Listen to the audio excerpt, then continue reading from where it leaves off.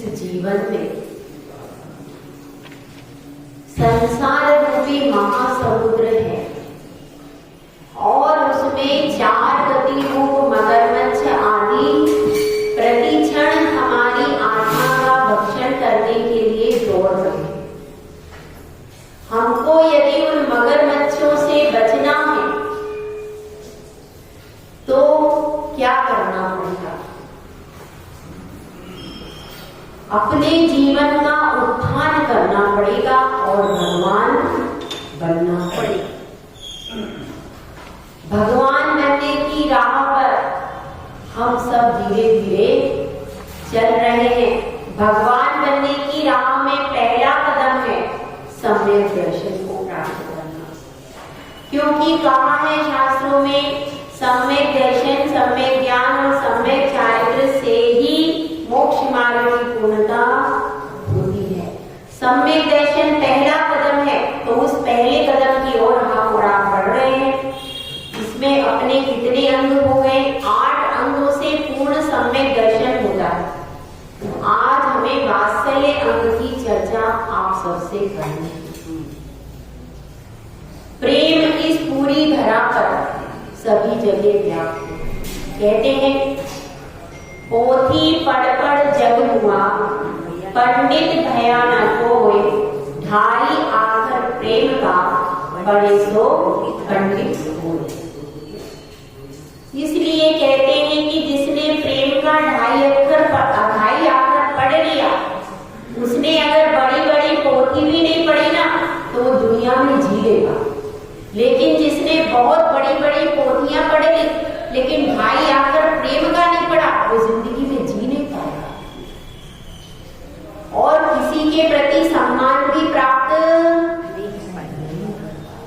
लेकिन जो अनपढ़ है, जिसे कुछ आता नहीं है लेकिन मीठा बोलना जानता है, वह जिंदगी में कहीं भी जाएगा अपना काम निकाल करके इसीलिए कहा है। तो ये 2.5 आखर जो प्रेम का है, यह तो कहते हैं कि सभी जगह बताया है कि प्रेम होना ही चाहिए, लेकिन यहाँ पर शिष्य प्रश्न कर रहा है कि गुरुदेव सब जगह प्रचलित है 2.5 आखर प्रेम का, पढ़े सो पंडित हुए, लोक में व्याप्त है प्रेम की बात। यहाँ पर ये वात्सल्य का नया शब्द क्यों लिखा? नया शब्द वात्सल्य लिखने की क्या जरूरत है? प्रेम लिख देते, प्यार लिख देते। और भी दुनिया के शब्द प्रचलित है जिसको आम आदमी जानता है, उस भाषा में शास्त्र रचना होनी चाहिए। अब नए नए शब्द लिख करके उनके अर्थों को यह जन सामान्य जान नहीं पाता है, इसके कारण अर्थ का अनर्थ कर बैठते हैं। ऐसी अवस्था में जबकि जन सामान्य अज्ञानी है, आपको सरल शब्दों में शास्त्रों की रचना करनी चाहिए। यहाँ पर अब ये नया शब्द लिखने की जरूरत क्या थी कि जो पॉपुलर नहीं, काम हो करो जो पॉपुलर हो। तो आचार्य परमेष्ठी उत्तर देते हैं। क्या उत्तर देते हैं? वह यह उत्तर देते हैं कि लोक में एक प्रेम शब्द ही प्रचलित नहीं है, लोक में प्यार शब्द भी प्रचलित है, लोक में राग शब्द भी प्रचलित है, लोक में भक्ति शब्द भी प्रचलित है और लोक में अनुराग शब्द भी प्रचलित। यह सारे शब्द और लोक में ममता शब्द भी प्रचलित है, लोक में स्नेह शब्द भी प्रचलित। यह शब्द भी जगह जगह पर प्रचलन में आते हैं, लेकिन देखिए सबके लिए पार्टिकुलर संबंध को उत्तरदायी ठहराया जाता है। ममता के लिए कौन से संबंध को उत्तरदायी ठहराया जाता है? माँ बेटे, माँ और बेटा। स्नेह के लिए कौन सा संबंध है? भाई और बहन का। भाई बहन के पवित्र स्नेह का सूत्र क्या है? रक्षाबंधन। तो इस तरह से स्नेह के लिए भाई और बहन का नाम लिया जाता है और प्रेम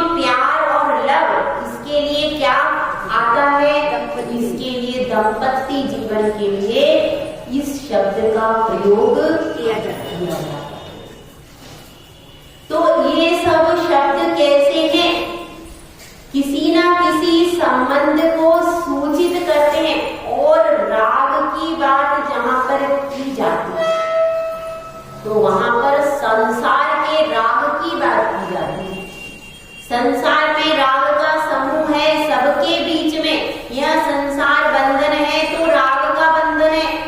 समस्त संसार के संबंधों में राग का प्रयोग किया जाता है, तो वह शब्द भी संसार के गूढ़ अर्थ में प्रचलित हो गया। तो अब शब्द बचे हैं दो, कौन से बताइए? दो शब्द, मैंने अभी सारे नाम लिए थे, उसमें दो बचे, अनुराग और दूसरा भक्ति। वात्सल्य कभी नाम ही नहीं लिया।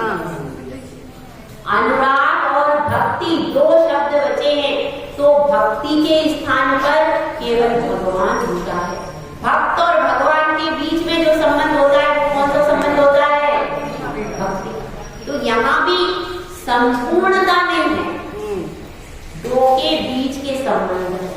तो अब यदि हम प्रेम कहते हैं तो व्यक्ति भटक जाता है, यदि हम राग कहते हैं तो व्यक्ति संसार के राग की बात सोच सकता है, यदि हम अनुराग शब्द कहते हैं तो गुणानुराग भक्ति, ऐसी परिभाषा शास्त्रों में आ चुकी है।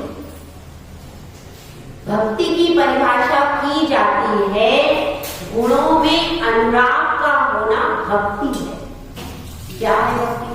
गुणों में अनुराग का होना। गुणों में अनुराग का होना भक्ति है, तो भक्ति के लिए गुणों का होना अनिवार्य है। लेकिन हम जिस चर्चा को करने जा रहे हैं उसमें गुणों का होना अनिवार्य नहीं है, इसलिए हमें यह परिभाषा भी नहीं रख सकते, अनुराग शब्द भी नहीं रख सकते, इसलिए यहाँ पर किसी विशेष शब्द को रखना है। इसीलिए विशेष शब्द को यहाँ पर रखा गया, और वह विशेष शब्द क्या है? वात्सल्य। वात्सल्य शब्द यह किसी के भी संबंध में नहीं आता, केवल उपमा दी जाती है कि माँ का बच्चे से वात्सल्य है, लेकिन फिर भी किसी भी संबंध में इसको लिया नहीं जाता। लिया जाता है क्या? तो अब अपन पहले इसकी शब्दार्थ की व्याख्या समझते हैं। वात्सल्य शब्द वास्तव में बना कैसे? पहला शब्द है वत्स। वत्स, वत्स का अर्थ क्या है? वत्स का अर्थ बछड़ा, बछड़ा। वत्स का अर्थ क्या है? बछड़ा। बछड़ा जो गाय का पुत्र है, गाय का बछड़ा है, उसको क्या कहते हैं? वत्स। और वत्स के लिए जो उसकी माँ का जो प्रेम है उसको कहते हैं वात्सल्य। एक बछड़े के लिए गाय की जो भावना विशेष है वह क्या है? वात्सल्य। तो यह वत्स का अर्थ गौ का बछड़ा, इसलिए यहाँ पर क्या कहते हैं आप देखिए 6 डाला, धर्मी को गोवत्स प्रीति सा। धर्मी को गोवत्स प्रीति सा, गाय का जैसे बछड़े के प्रति सहज स्नेह होता है, वैसा ही साधर्मी के प्रति सहज भाव से वात्सल्य। इसमें कोई अपेक्षा नहीं, ना गुणों की अपेक्षा है, ना दोषों की अपेक्षा है, ना किसी वस्तु की अपेक्षा है। लेकिन जब हम भगवान के पास भक्ति करते तो हमें गुणों की अपेक्षा होती है। अगर इनमें वीतरागी सर्वज्ञ हृदयोपदेशिता नहीं है, हम नमोस्तु नहीं करेंगे। हमें गुण भगवान में 100% चाहिए, 1% नहीं भैया। कितने परसेंट?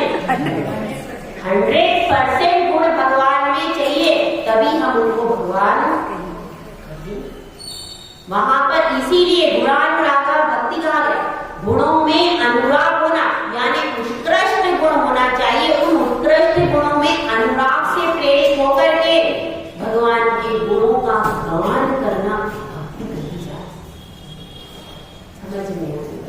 तो इसलिए यहाँ पर नवीन शब्द की रचना करना उचित है। और अब अपन इसकी कारिका को पढ़ते हैं। देख लीजिए कारिका नंबर 17।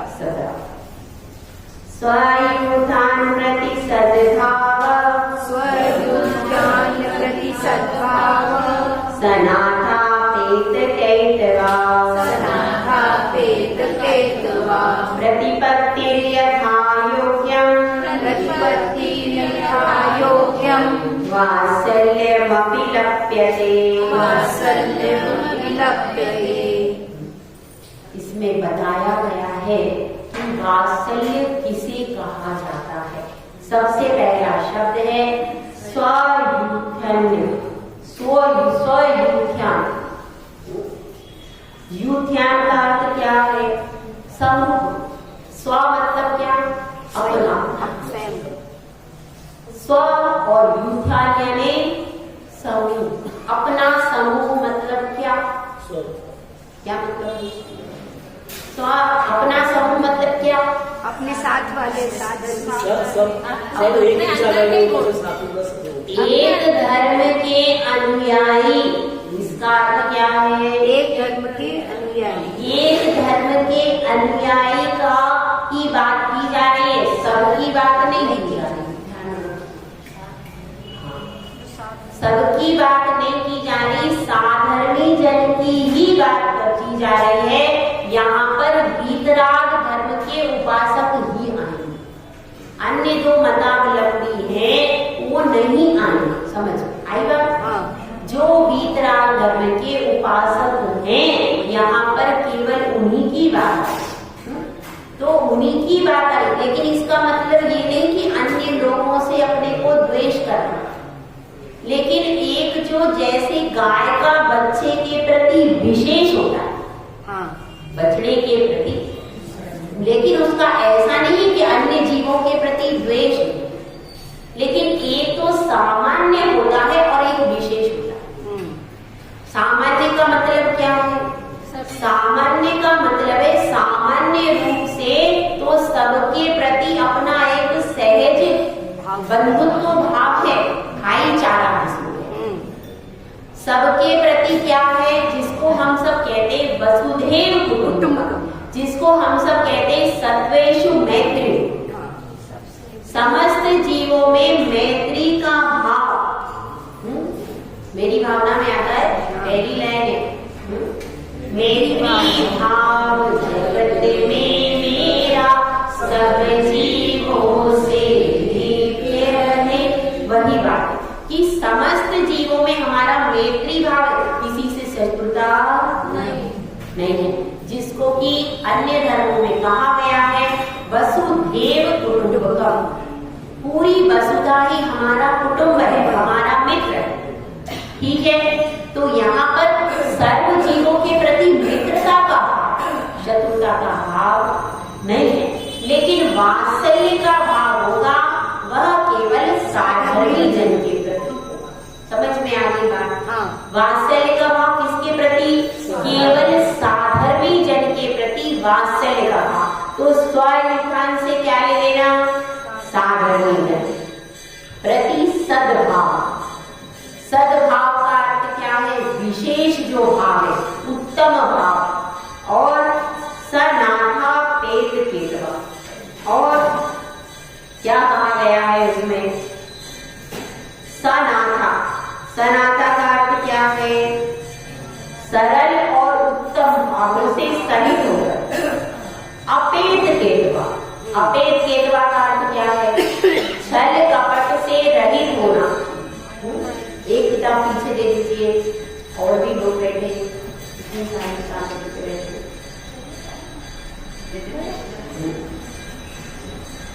अपेत केतवा का अर्थ है छल कपट मायाचारी से रहित होना। छल कपट और मायाचारी नहीं होना चाहिए। यदि आप छल कपट और मायाचारी से किसी के ऊपर वात्सल्य भाव रख रहे हो तो अभी आपका वात्सल्य भाव सही नहीं है। क्योंकि जब गाय बछड़े के प्रति जो भावना रखती है, वात्सल्य की भावना, उसमें उसका छल कपट नहीं होता है नहीं। इसीलिए आप जब वात्सल्य की भाव कर रहे हो तो उसमें कोई अपेक्षा नहीं होता। कि यह मेरा करके दे, नहीं ऐसी भावना होती है क्या? नहीं। एक माँ अपने बच्चे को पालती है, पोसती है, बड़ा करती है, तो उसके मन में ये भावना हो सकती है। कौन सी? यह बड़ा होगा, मेरे बुढ़ापे का सहारा बनेगा, और मेरी इसकी बहू आएगी, मेरे लिए व्यवस्था करेगी। कब? पहले हुआ करती।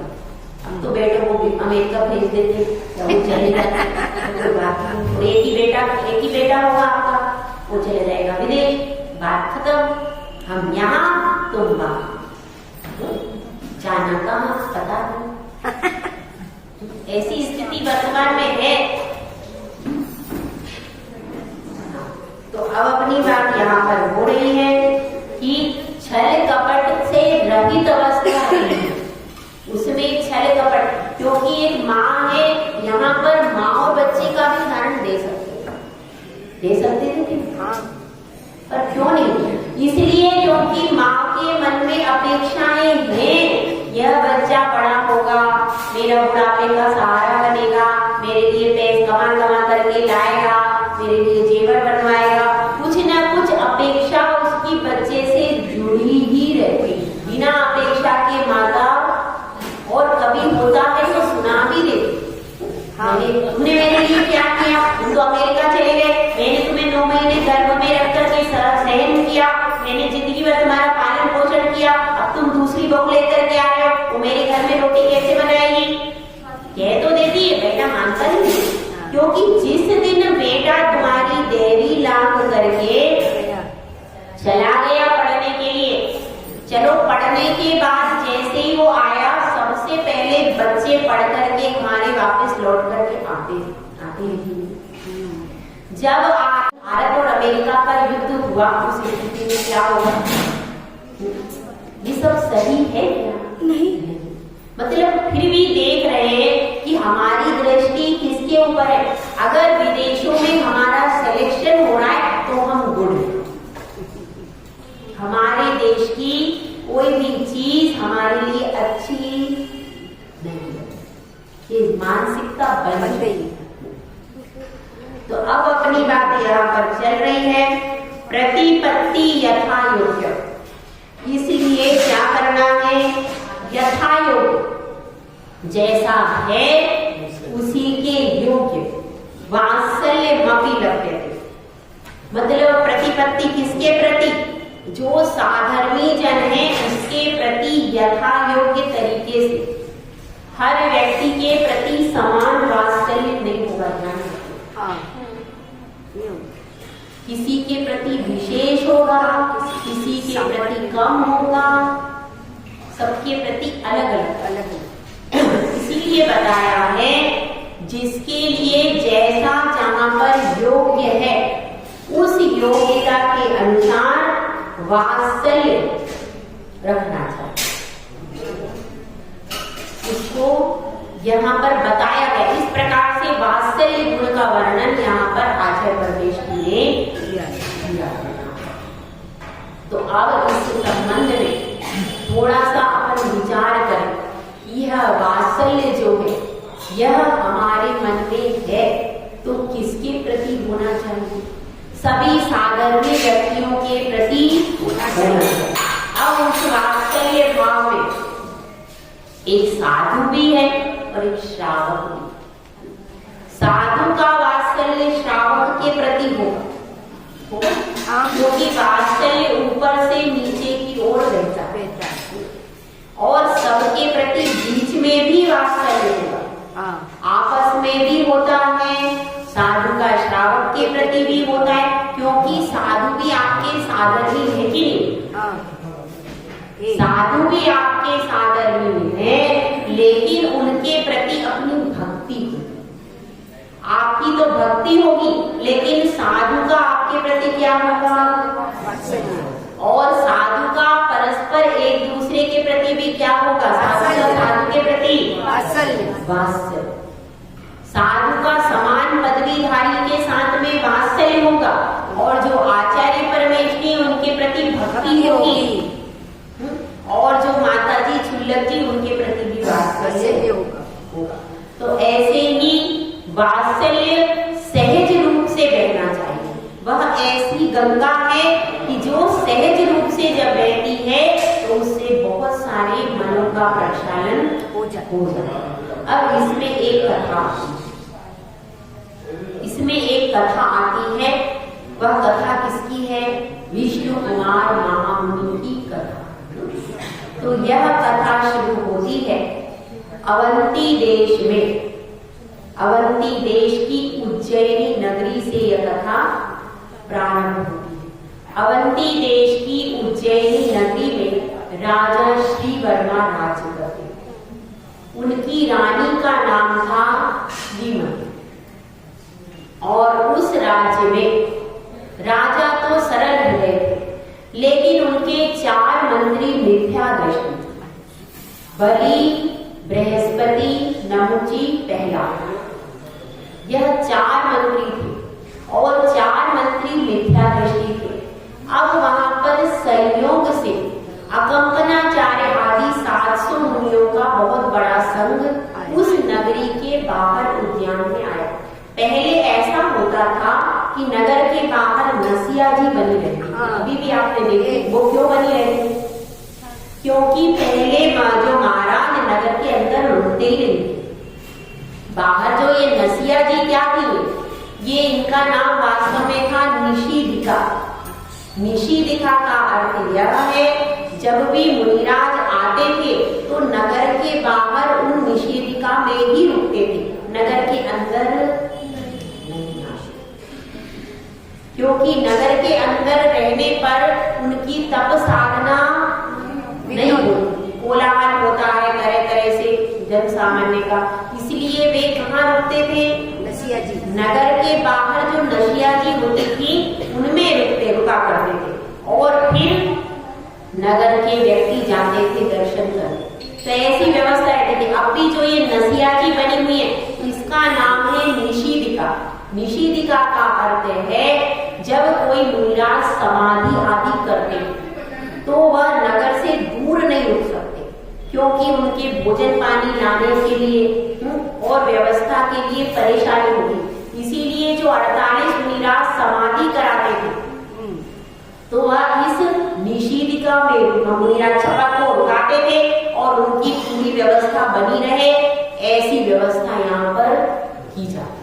तो ये वास्तव में क्या नसिया जी बन गया, इसका सही नाम है निषिदिका। तो अब ये ऐसे ही उद्यान होता था और उद्यान में मुनिराज आकर के रुक जाते थे। तो वहां पर भी ऐसा ही हुआ उज्जैनी नगरी में। नगर के बाहर उद्यान में आकर मुनिराज रुक गए और मुनिराज जब वहां पर ठहर गए तो नगरवासियों को पता चला कि 700 मुनिराज आए। तो वह दर्शन के लिए नगरवासी जाने लगे। अब श्री वर्मा अपने सतखंडा महल पर बैठा हुआ, धवलखंड नामक उसका महल था, धवल महल नाम था उसका। उस पर बैठ करके झरोके से बाहर देख रहा था। उसने देखा ये इतने सारे नगर नारी आदि कहाँ जा रहे हैं नगर के लोग। तो देख रहा है तो मंत्री उत्तर देते हैं, क्या बताते हैं कि यहाँ पर कुछ साधु आए। तो वह कहते हैं कि अच्छा, हमें भी उनके दर्शनों के लिए जाना चाहिए। ऐसी भावना बना करके राजा ने कहा कि भाई अपन भी दर्शन के लिए चलते। इधर क्या होता है, अकंपनाचार्य एक बार पता लगाते हैं कि भाई इस नगरी का राजा कैसा। साधारण जन जो आते हैं उनसे पूछते तो वह कहते हैं कि राजा तो अच्छा है, राजा तो भला है, लेकिन उसके पास 4 मंत्री हैं जो कि मिथ्या दृष्टि है और इसलिए और उनकी बात राजा मानता है। तो क्या सोचते हैं अकंपनाचार्य जी, अपनी अवधि ज्ञान लगा लेते और अपने निमित्त ज्ञान से जान लेते हैं कि यदि राजा से वार्तालाप किया जाएगा तो भयानक उपसर्ग होने की संभावना है।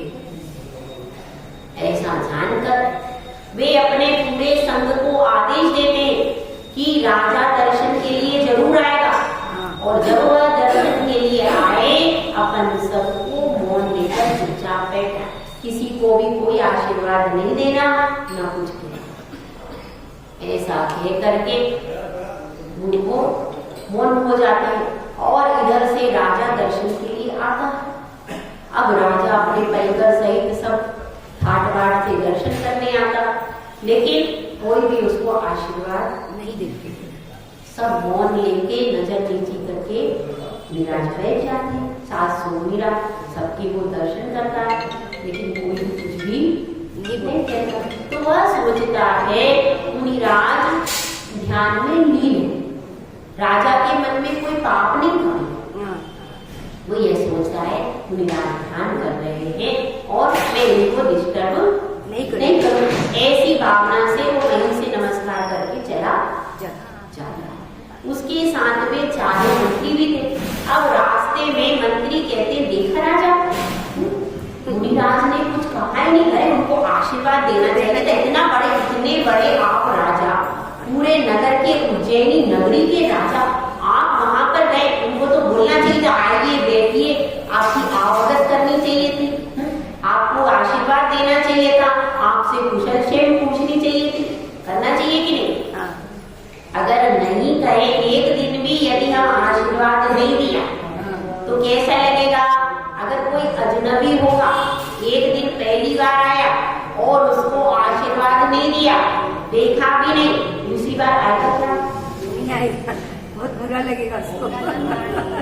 भले हम सामायिक में बैठे ध्यान कर रहे हैं, तो अब उसने ये कहा, आपकी आवत, आप राजा हो, आपका सम्मान करना चाहिए था, आपकी आवगत करनी चाहिए थी उनको, और उन्होंने इतना सा औपचारिकता भी नहीं की।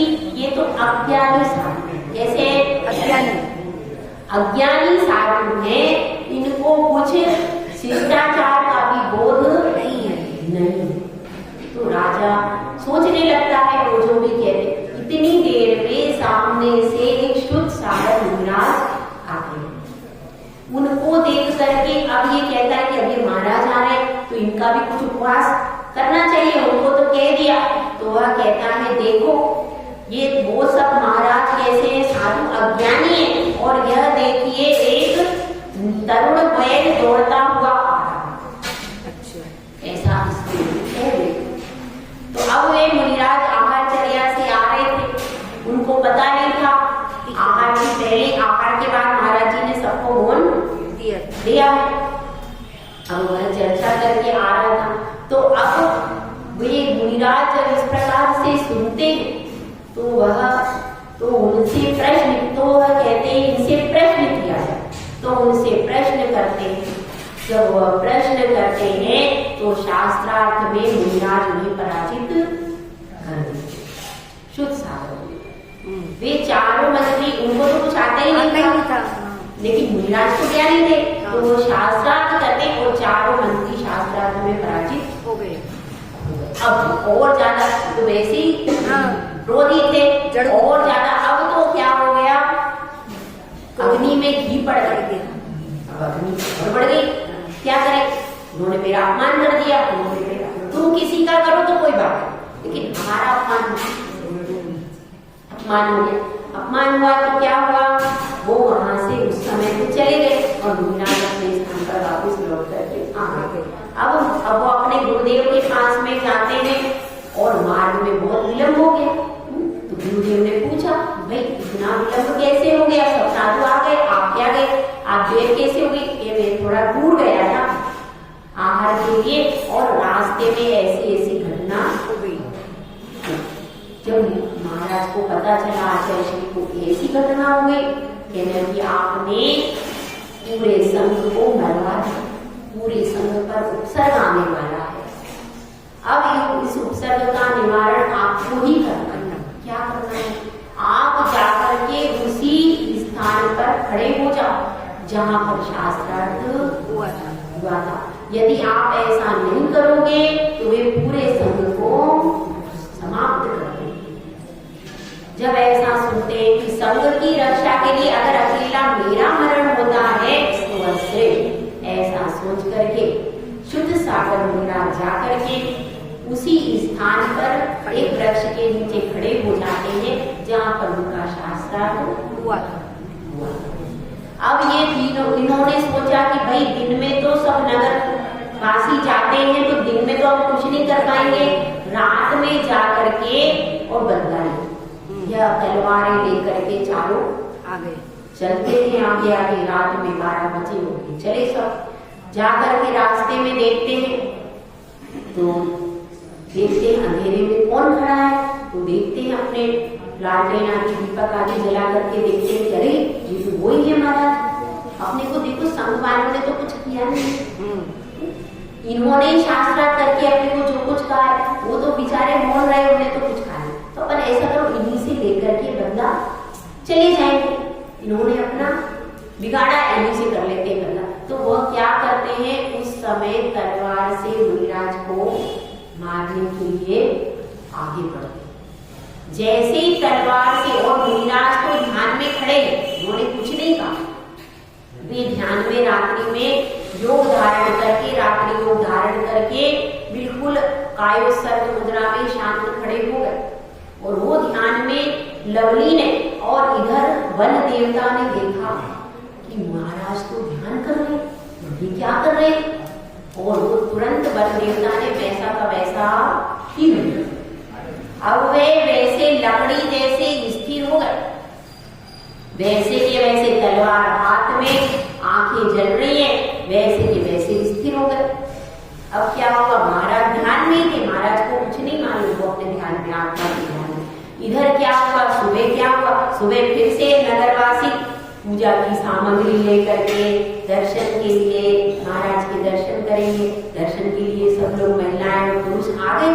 जब महिलाएं और पुरुष आए तो रास्ते में उनको दिखा, ये दृश्य दिखा। अब सब लोगों ने कहा, अरे सब लोगों की भीड़ लग गई, सबने राजा को खबर की। राजा आया, राजा ने जब यह दृश्य देखा उसने कहा, अरे इतना घोर पाप करने जा रहे थे, हाँ, और उन्होंने राजा भी सब लोग देख करके उनकी भत्सना करने लगे। तब फिर क्या हुआ, तब राजा, सुबह राजा आया और सब नगर का कोलाहल हो गया, तो फिर मुनिराज का ध्यान, तब वे राजा, सब लोग कहते हैं, राजा कहता है कि हे मुनिराज हमें क्षमा करो, हम नगरवासी सब क्षमा मांग रहे हैं कि ना हम सबको क्षमा करो। तो मुनिराज कहते हैं कि ये मंत्रियों को, के इन मंत्रियों को क्या सजा दी जाए, तो क्या कहते हैं मुनिराज कि इनको आप छोड़ दीजिए, ऐसा कहते।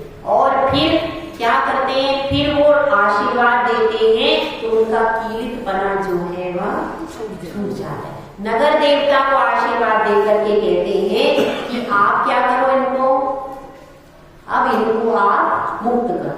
तो जो देवता उनको कील देता है वह उनको मुक्त कर देगा, वो पहले की बात ही सही हो जाती। उसके बाद फिर उसको गर्दभ पर बैठा कर, गर्दभ क्या होता है, गधा, गधे पर बैठा करके काला मुंह करके उनको नगरी से निकाल देते। उनको महाराज ने मना कर दिया, इसलिए मृत्युदंड नहीं किया जाए।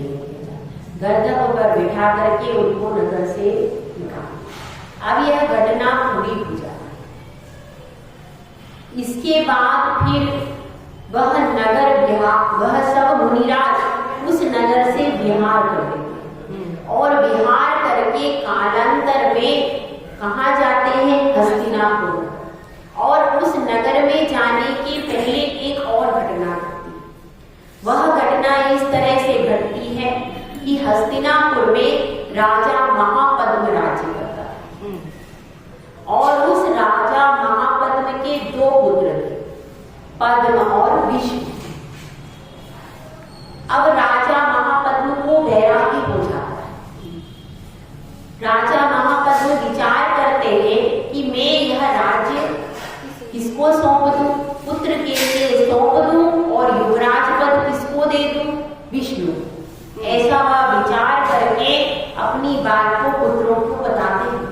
तो राजकुमार विष्णु कहते हैं कि हे राजन, मैं यह राज्यभार क्यों लूंगा? जब आप इस राज्य संपदा को छोड़ रहे हैं तो मैं यह लेकर के क्या करूंगा?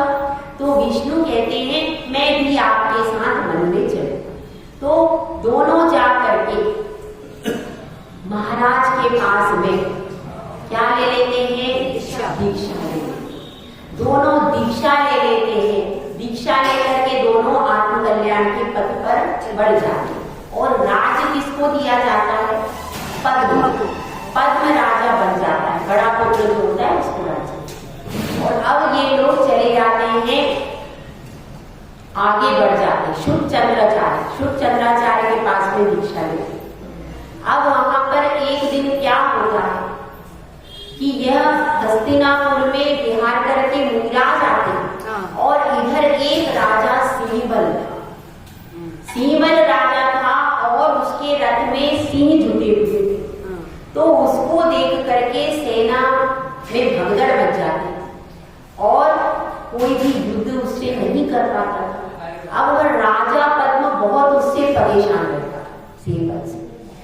अब इधर क्या होता है, वे चारों मंत्री राजा पद्म के पास पहुंच जाते और उनसे कहते हैं कि आप इतने आकुल व्याकुल क्यों हो रहे? तो राजा पद्म कहते हैं मंत्रियों से कि यह राजा सिंहबल है, यह बार बार उपद्रव करता है, इसके कारण मैं बहुत परेशान हूं। तो उसने वो कहते हैं मंत्री, ये तो हमारा चुटकियों का काम है, हम 1 मिनट में उसको पकड़ कर लाते। अब वे क्या करते हैं, वे धूर्त तो थे, वे मायाचारी और प्रपंच करके कुछ उस सिंहबल को पकड़ करके लिया और पकड़ करके इसके चरणों में ले आते हैं पद्म। अब जो पद्म है वो बहुत प्रसन्न हो जाता है। अधिक प्रसन्नता भी मालिक की अच्छी नहीं होती। स्वामी अगर अत्यधिक प्रसन्न होकर के नौकर को कुछ दे देवे तो नौकर अधिक कर सकता है, ध्यान रखना। अधिक प्रसन्न होकर के यदि पुत्र पर अधिक प्रसन्न हो गए तो पुत्र बिगड़ जाता है, ध्यान रखना। पुत्री अगर होता है, पुत्री पर भी अत्यधिक प्रसन्न होकर के आप उसको कुछ दे दोगे तो वह भी बिगड़ सकता। इसलिए अत्यधिक प्रसन्नता में कोई ऐसी वस्तु नहीं दे देना कि जिससे आपका घर संसार बिगड़ जाए। अब उस समय में वो एकदम भावनाओं में बह गए, बहुत ज्यादा प्रसन्न हो गए और उन्होंने कह दिया कि तुम जो चाहो सो मांगो। यह कह दिया तो वह कहते हैं कि हम तो जब समय आएगा तब हम वर मांग लेंगे। ठीक है, कोई बात नहीं, आप यहाँ पर मंत्री पद दे देते, मंत्री पद बन के रहो। वो मंत्री पद लेकर के चारों रहने लगते और कालांतर में विहार करके वे सब मुनिराज आ जाते हैं। अकंपनाचार्य 700 मुनिराज इसी नगरी में आ जाते हैं, हस्तिनापुर नगरी। अब हस्तिनापुर में मुनिराजों को देख करके उनको अपना पूर्वा स्मरण कि इन्हीं की वजह से हमारा ऐसा पराभव हुआ। क्या वास्तव में मुनिराज की गलती थी? नहीं। गलती किसकी थी? मंत्रियों की। गलती पूरी उसी की थी, लेकिन अपनी गलती के लिए हमेशा दूसरों को उत्तरदायी कौन मानता है? मिथ्या दृष्टि। ध्यान रखना, अब आप किसी को अपनी गलती के लिए उत्तरदायी मत बनाना। अपनी गलती के लिए उत्तरदायी हम स्वयं हैं। अगर आज हम यहाँ हैं, इसकी जिम्मेदारी, इसके जिम्मेदार कौन है? हम स्वयं। अगर आज हम बाहर हैं, इसकी जिम्मेदारी किसकी? अपने कर्मों की जिम्मेदारी हमारी स्वयं की। इस चीज को हमेशा समझना, तब आप उन्नति के पद पर चल पाओगे। और यदि अपने कर्मों का जिम्मेदार दूसरे को ठहराओगे तो अपने दोषों को कभी दूर नहीं कर पाएंगे। तो इस तरह से अब उन्होंने सोचा कि क्या किया जाए। तो वह राजा पद्म के पास में जाते हैं और कहते हैं अब हमारा समय, अब हमें इच्छित वर चाहिए। तो राजा पद्म को कुछ भी नहीं मालूम, उनको ये नहीं पता कि भाई ऐसा कुछ कर लेंगे, इनकी पहले से बैग चली आ रही। बिना जांच पड़ताल किए किसी को सर्विस पे कभी नहीं रखना चाहिए और बिना जांच पड़ताल किए अपनी बेटी का विवाह, बेटी बेटे का विवाह नहीं करना चाहिए। और बिना जांच पड़ताल किए आपकी बेटी बाहर कहाँ पढ़ रही है, किसके साथ रह रही है, क्या कर रही है, ये सब भी खुला छोड़ना नहीं चाहिए। आपकी बेटी के मोबाइल में किनके नंबर हैं या आपको 24 घंटे पता होना चाहिए। कितने घंटे? 24। तब आप अपने बच्चों को कुसंस्कारों से बचा पाओगे। कल किसी ने कहा था मैं संस्कारों में प्रवचन संस्कारों में प्रवचन देने की जरूरत नहीं, आप तो सिर्फ अपने बच्चों के मोबाइल चेक करना शुरू करो, इतने से ही सब कुछ हो जाए। और चेक करके देखो किससे बात कर रहे हैं, कितनी देर बात करी, क्या बात, सिर्फ उसकी रिकॉर्डिंग कर लो। आपको तुरंत पूरी फिल्म सामने आ जाए, कुछ और करने की जरूरत नहीं पड़ेगी। तो अब अपनी बात चल रही है कि यहाँ पर 700 मुनि आ गए और उनसे पूरी, इनको कुछ पता ही नहीं कि इनका बैकग्राउंड क्या है। बिना जांच पड़ताल उन्हें मंत्री रख लिया। जांच पड़ताल ही तो करनी चाहिए थी कि भाई हम अपने राज्य में चलो, उन्होंने उपकार किया, कुछ धन पैसा देकर के विदा कर देते। इतना भी कर सकता था कि राजा इतना कर देता, लेकिन बिना जांच पड़ताल किए पहले बोल दिया जो चाहो सो मांग लो। ये पहली गलती। दूसरी गलती क्या हो गई कि अब उन्होंने क्या कहा, हमारा समय आ गया, अभी हमें वर दे दो। तो अब वो क्या मांग रहा है कुछ पता ही नहीं। तो अब उन्होंने कहा कि आपको क्या चाहिए, हमें 7 दिन का राज्य चाहिए। क्या मांग रहा है? 7 दिन का राज्य। 7 दिन, जब भी बताया नहीं कि हम क्या करें। तो अब उन्होंने कहा कोई बात नहीं, 7 दिन में क्या होगा, कुछ हो जाए 7 दिन क्या होगा, 7 दिन का राज्य कर भी लेंगे तो कर लेंगे, मेरा क्या जा रहा है। ठीक है, आप इसमें वो अंतःपुर में चला गया रानियों के पास में और राज्य का पूरा दरबार, पूरा शासन उनको सौंप दिया। 7 दिन का करना। अब 7 दिन का राज्य उन्होंने ले लिया। अब उनको तो सिर्फ बदला लेना था और तो कुछ करना ही नहीं। अब उन्होंने चारों तरफ से बाड़ा बनवाया, बाड़ा बनवा दिया। इसके बाद आसपास जो 700 मुनि थे उनको पूरा बाड़ा में पैक कर दिया कि महाराज बाहर नहीं निकल सकते, बाहर ना निकल पाए, इसलिए उनको बाड़े में पैक किया। उसके बाद फिर बाहर से तरह तरह से चर्बी आदि जलाने लगे। इस तरह से बाहर से सब चीजें जलाने लगे। तो मुनिराज के नाक में कहा वो गंध गई, गंदी उसकी गंध गई, दुर्गंध से उनकी गले भर गए, इतनी दुर्गंध हो गई। वो अशुद्ध वस्तुओं को वहां पर जलाने लगे, उससे भयानक धुआं होने लगा और उनके गले रुक गए। तब फिर मिथिला नगरी में शुद्ध चंद्राचार्य जो थे उन्होंने एक नक्षत्र कंपायमान होता हुआ देखा। तो उनके मुंह से हा शब्द निकला। रात्रि में ध्यान करते हुए तब वहां पर पुष्पधर नामक शुल्लक था, पुष्पदंत नाम लिया था। तो वह शुल्लक वहां पर बैठे थे। तो उन्होंने पूछा कि महाराज क्या बात है, रात्रि में इस प्रकार से आप क्या, क्यों मुख में से शब्द निकला? तो वह कहते हैं कि इस समय भयानक उपसर्ग होगा। मुनिराज रात्रि में मौन ही रहते। वे कब बोलते हैं?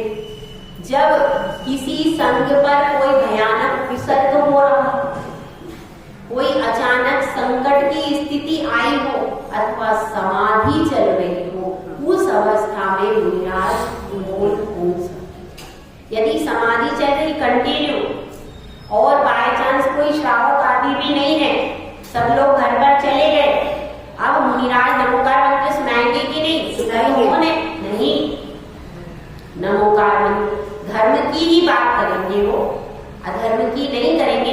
लेकिन उस समय उस समय वो धर्म की कथा सुना। गमन करते हैं विद्या के बल से।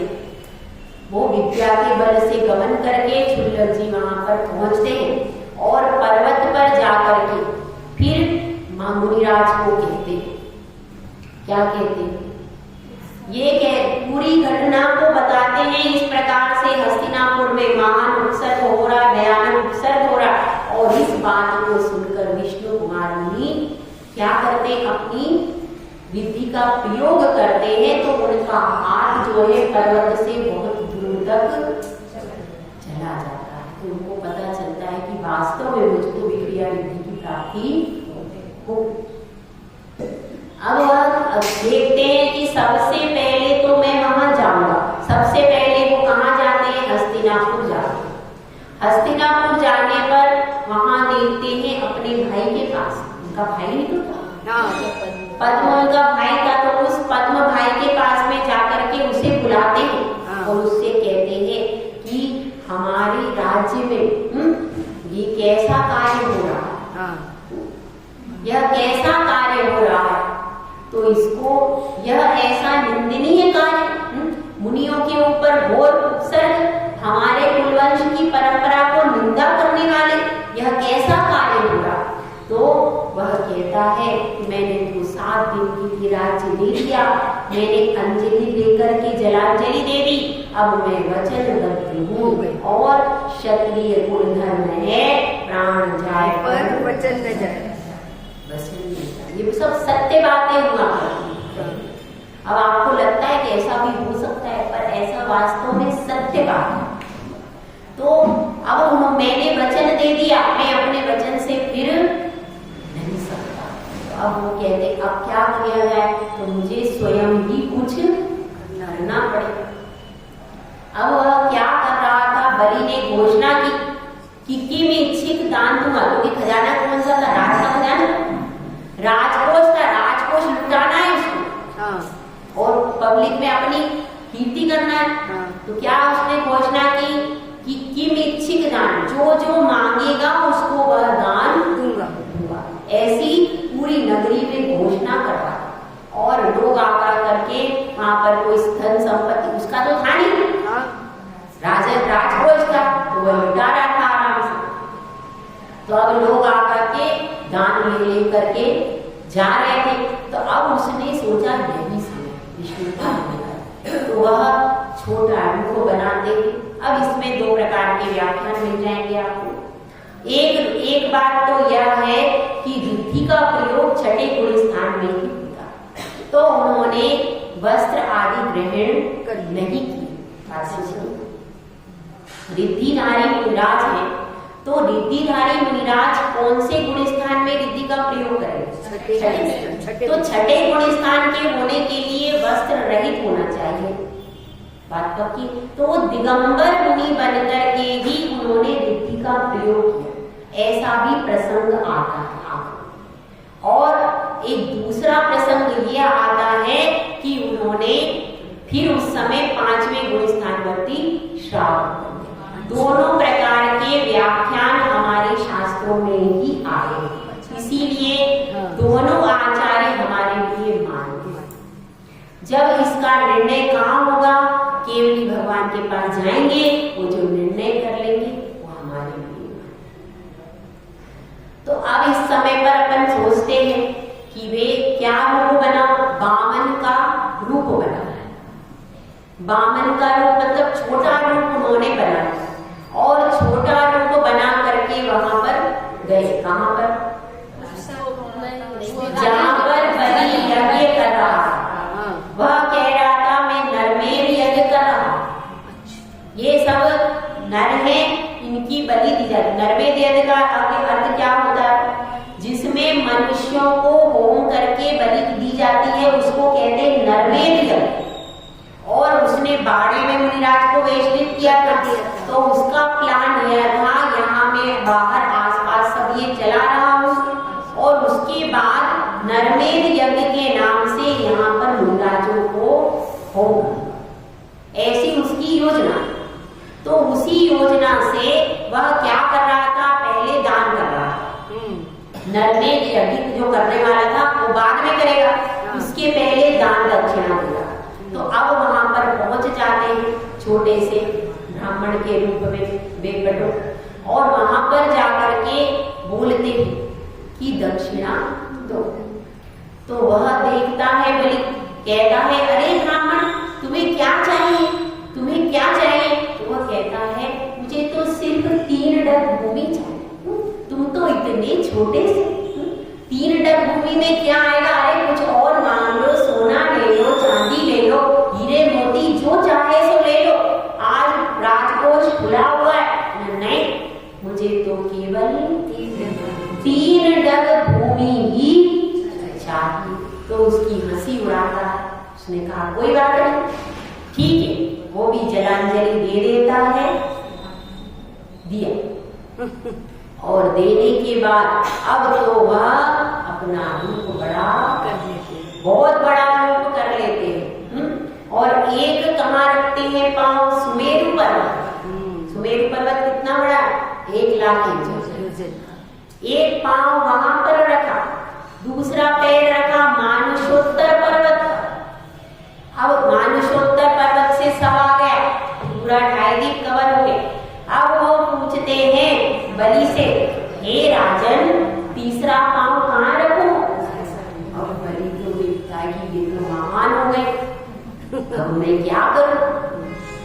अब वो बड़ा परेशान होता है। तो वह कहता है, तीसरा पग मेरी पीठ पर वह कह देता है।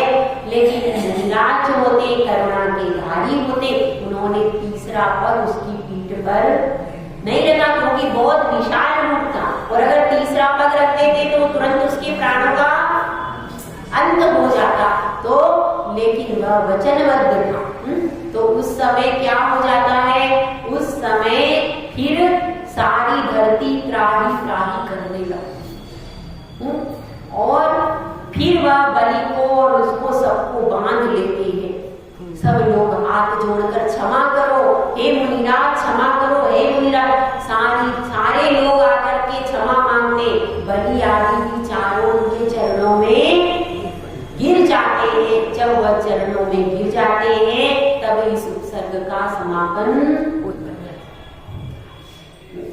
तो यह 7 दिन तक यह भयानक उत्सर्ग चला, और वह किसने निवारित किया था? विष्णु कुमार महामुनि ने निवारित इसको किया था। तो किसके आधार पर निवारित हुआ था? वात्सल्य अंग के आधार पर निवारित हुआ। और उसके बाद मुनिराज ने प्रायश्चित किया, क्योंकि विधि का भी यदि प्रयोग करते हैं किसी के लिए तो भी प्रायश्चित करना। और अगर उन्होंने जिन मुद्रा का त्याग करके अन्य वेश भी धारण किया तो भी प्रायश्चित करना। दोनों प्रकार के प्रमाण हमारे पास मिलते हैं, तो अपन उसमें दोनों को मान्य करें। तो उसके अनुसार उन्होंने पूरा प्रायश्चित किया, और उसके बाद फिर दीक्षा लेकर के अथवा केवल प्रायश्चित के द्वारा शुद्धि करके उन्होंने दोबारा मोक्ष को प्राप्त कर दिया। तो यह कथा किस अंग की है? वात्सल्य। वात्सल्य अंग हमारा ऐसा होना चाहिए कि जिस समय हम वात्सल्य दिखाएं उस समय साधर्मी के जीवन की रक्षा। और इस प्रकार से हम सब वात्सल्य अंग का परस्पर भी पालन करें, और कभी कोई संकट आ जाए तो उसका निवारण करें। जय गुरु राज सुंदर महाराज की जय। जय गुरु सुरेंद्र माता की जय। द्वारिका संघ की जय। या वाणी ते ध्यान से सूझे लोकालो, सो वाणी मस्त